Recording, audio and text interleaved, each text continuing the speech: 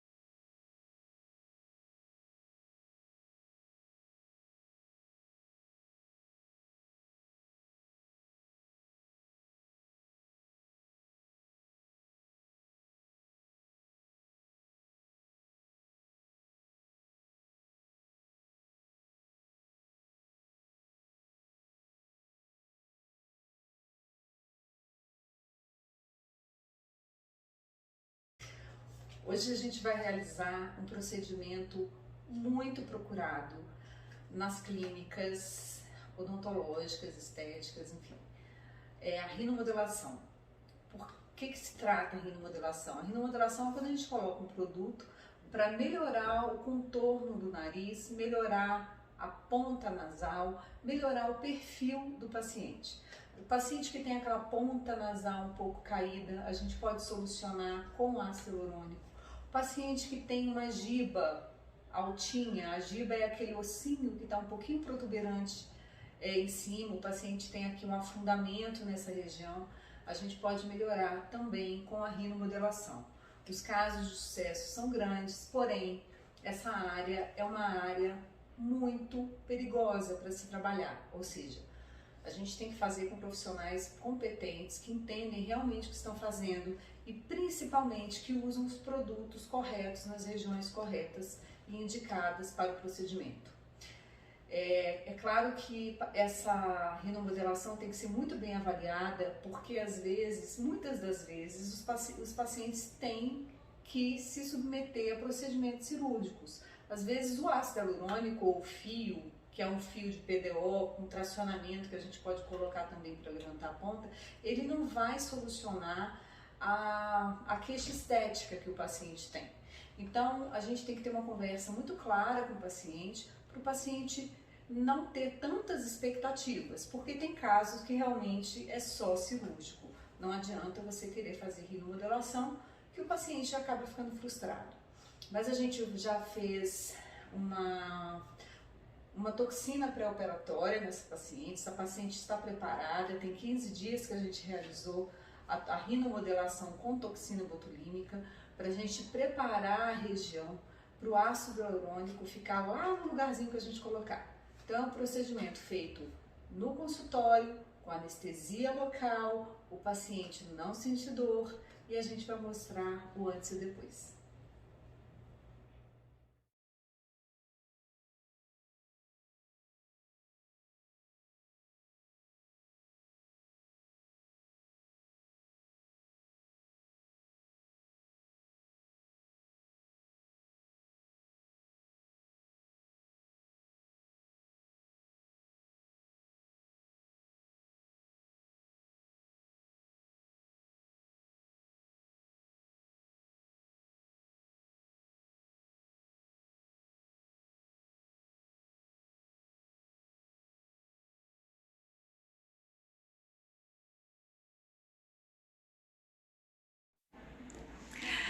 Essa é a máscara da beleza. É uma máscara que foi desenvolvida por um cirurgião plástico americano, Steven Marquardt. Então, essa máscara leva o nome dele, máscara de Marquardt. E o que significa isso? Ele avaliou e fez um estudo, e fez o estudo das proporções áureas da face de mulheres e homens. Então, tem a máscara feminina e a máscara masculina, com diferenças, algumas diferenças, né? Então a gente olha, coloca essa máscara sobre o rosto e a gente vai ver como que como deveria ser, onde que a gente deveria se basear os nossos preenchimentos e os nossos procedimentos. É bem interessante. E como é a avaliação dessa máscara? Essa máscara é muito usada pelos maquiadores, né? Mas assim, a feminina, essa distância aqui, a gente tem 2 pontos de proporção da face que chama ângulo goníaco. Daqui, essa distância entre um gônio e outro, na mulher, ela tem que ser um pouquinho mais afinada. Por isso que os rostos femininos, ditos proporcionais, você tem uma face mais alongada, e essa distância aqui, que é bigoníaca, a gente tem um pouquinho maior, olha, ela é um pouquinho maior e aqui a distância é um pouquinho menor. Com o envelhecimento, a gente tem um peso no terço inferior da face, fazendo com que a gente saia um pouco da proporção áurea. Então aqui, dentro dessa máscara, numa proporção feminina, eu tô com esse ângulo aqui, com esse contorno mais quadralizado. Então, o que eu deveria, serve para eu fazer a minha análise facial e ver qual procedimento que eu deveria fazer. Então, quais os procedimentos que eu poderia fazer para melhorar esse contorno do terço inferior da face, para eu entrar dentro dessa proporção áurea. É claro que a gente tem isso como uma base para planejamento, mas é lógico que a gente não vai fazer nada todo mundo igual. Mas a gente tem, por exemplo, a distância feminina entre um gônio e outro, ela tem que ser um pouquinho menor do que entre o ponto do zigomático e outro.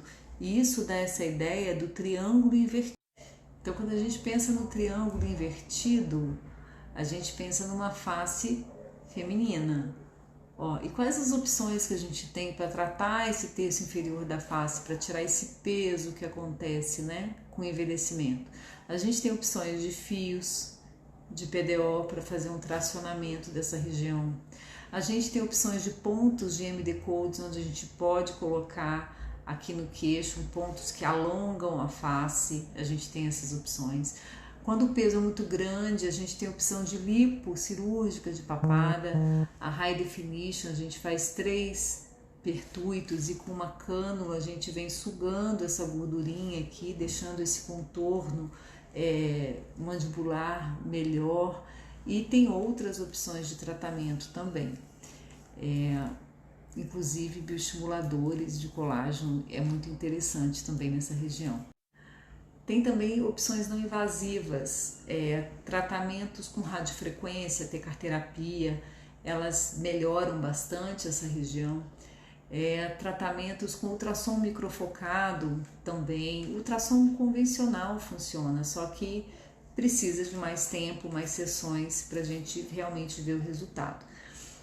Outra coisa interessante é quando os pacientes, a gente palpa aqui os pacientes e esse masseter é um músculo que a gente tem bem aqui, é um músculo bem grosso, bem firme. A gente pode fazer a aplicação de unidade de toxina adequada sem o paciente perder a função mastigatória, obviamente, e que essas aplicações de toxina ao longo do tempo você vai vendo que o paciente vai tendo também um afinamento desse contorno aqui mandibular, e são resultados bem interessantes. Os preenchimentos, os pontos de MD Codes também eles são muito bem adotados aqui para poder fazer e restabelecer esse contorno facial. Numa face feminina, como eu já disse, a gente tenta fazer o alongamento fazendo os pontos do queixo, né?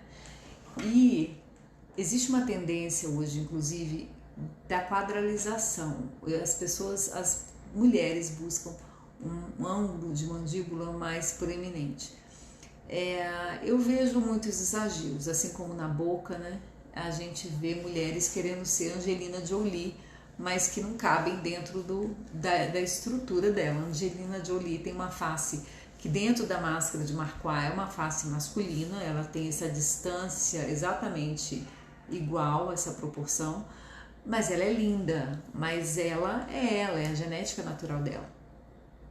Então, quando a gente tenta sair do natural, da proporção anatômica da pessoa, às vezes esse acerto não é muito bem sucedido. O exemplo de uma atriz que infelizmente sofreu esse tipo de procedimento é a Nicole Kidman. A Nicole Kidman tinha uma proporção áurea, você colocava o rosto dela dentro dessa máscara, ficava perfeita, não tinha o que retocar. Só que à medida que ela foi fazendo os procedimentos dela, ela foi quadralizando demais isso. E nela, na minha opinião, não ficou bonito, na opinião de muita gente que eu tenho conversado.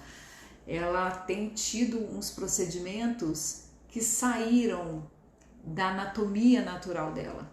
Então, a gente tem que ter atenção quanto a isso. Às vezes o paciente quer, mas será que deve? Então, o planejamento do rejuvenescimento, ele é fundamental para a gente ter finalizações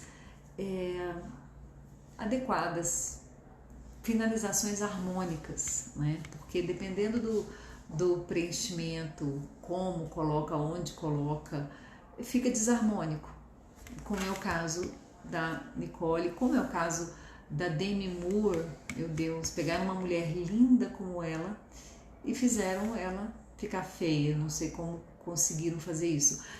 Ao mesmo tempo você tem mulheres que não eram tão bonitas quando novas, mas ao envelhecer elas vão ficando mais e mais bonitas. A Deborah Bloch está aí, ela não era bonita, hoje era uma mulher linda, que ela teve a sorte de ter procedimentos bem sucedidos e bem realizados.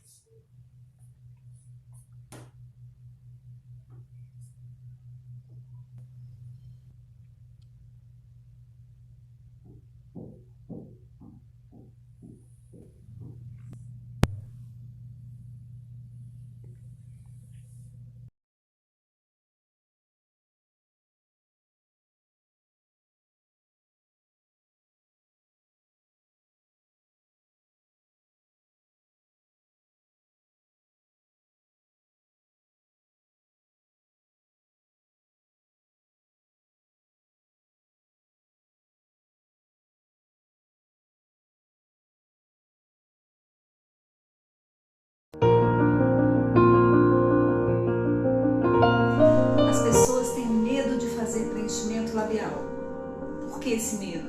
Porque o que elas assistem por aí são verdadeiros exageros. Mas será que existe técnica que pode promover um resultado mais sutil? Um resultado onde a pessoa não se transforme muito?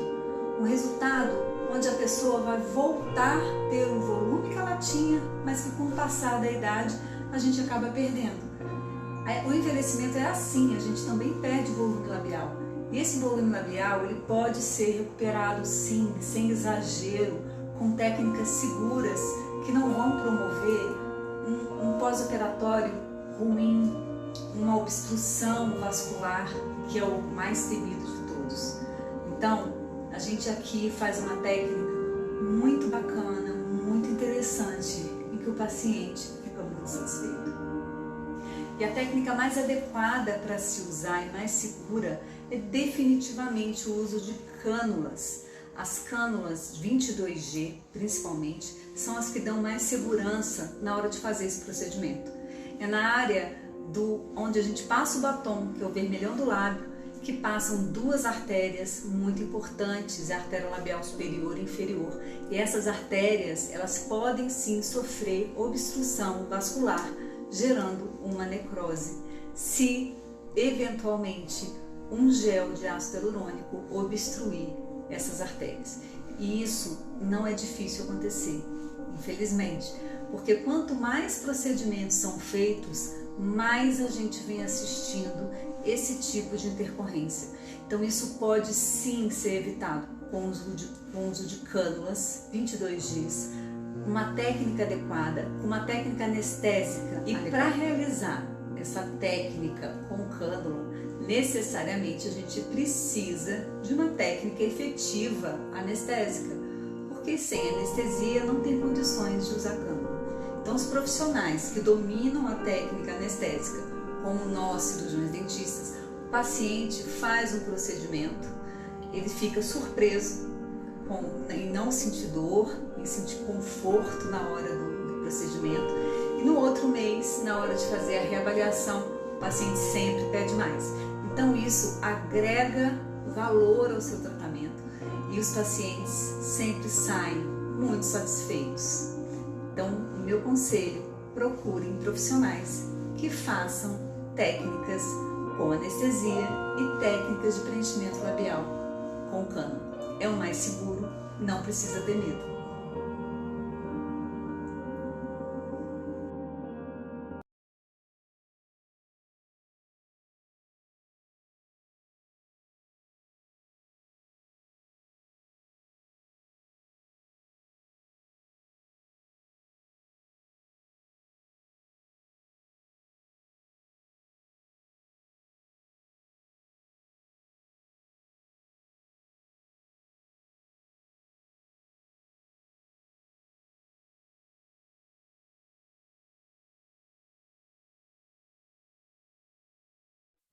Os 5 segredos dos bioestimuladores de colágeno. O primeiro segredo é que ele é dose dependente, não adianta você colocar pouca quantidade numa região de face onde precisa muita bioestimulação.